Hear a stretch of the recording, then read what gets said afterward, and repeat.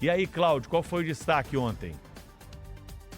Então, Pedro Campos, muito bom dia a todos. O destaque foi o depoimento do ex-ministro da Previdência, Carlos Lupe.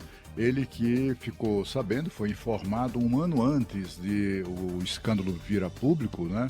Ele foi informado durante uma reunião do Conselho Nacional de Previdência Social de que havia esse roubo em curso aos aposentados e não tomou nenhuma providência. Ele, então, ontem compareceu à CPMI para prestar depoimentos e esclarecimentos, porque, afinal de contas, foi sob a gestão dele e os descontos que já eram irregulares e que somavam alguma coisa como 600 milhões de reais, passaram para, em poucos meses, na gestão de Carlos Lupe, para mais de 2,5 bilhões de reais.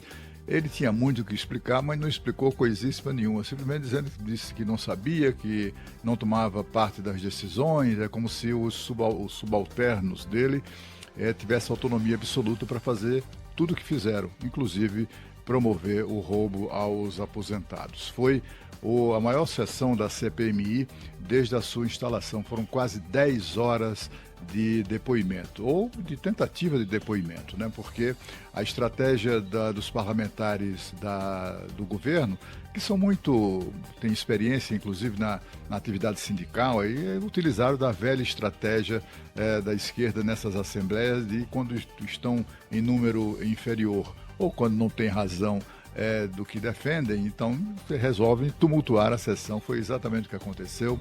32 parlamentares fizeram perguntas.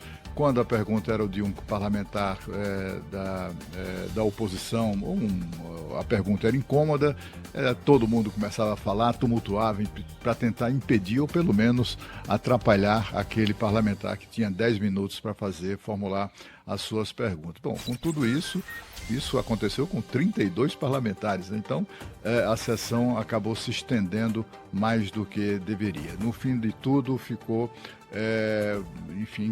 bastante encaminhada a transformação de Carlos Lupe em investigado. Ele foi convidado a prestar depoimento à CPMI na condição de testemunha, mas ele acabou utilizando-se das prerrogativas de investigado. Quem é investigado e presta depoimento numa CPI tem o direito de ficar calado. E ele, em vez de ajudar na colaboração, na investigação, porque se ele não tem nada a ver com isso, como alega, se ele é inocente, como alega, então deveria ajudar na apuração dos fatos. Mas aí, a partir de um determinado momento, ele simplesmente se recusou a responder as perguntas, dizendo que não ia responder, que exerceu o direito de ficar calado e coisas assim. Bom, no final das contas, ficou mais ou menos encaminhada a proposta que deve ser aprovada proximamente, talvez ainda esta semana, de transformar Carlos Lupe, ex-ministro da Previdência, em investigado. Bom, é preciso lembrar, e isso foi lembrado durante a reunião de ontem, que Carlos Lupe já é a terceira vez que ele ocupa cargo de ministro e acaba sendo derrubado em meio a um escândalo de corrupção daqueles. Aliás, desses, né? Do padrão do roubo aos aposentados do INSS. Bom, na próxima quinta-feira haverá uma sessão deliberativa na CPMI, que é a CPI mista que investiga esses descontos não autorizados para entidades que beneficiaram entidades associativas.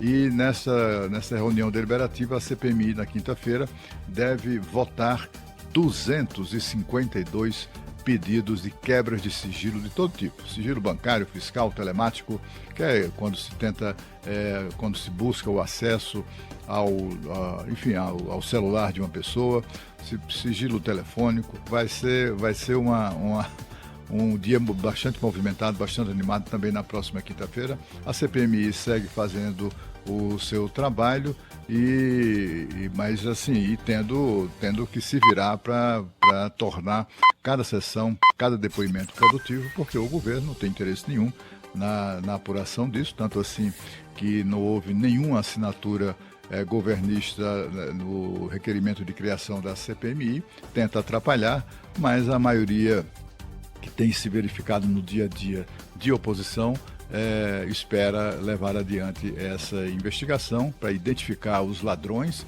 Aliás, isso já está bem encaminhado no sentido da identificação dos ladrões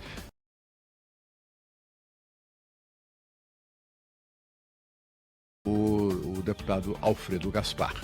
Agora nós vamos a Paris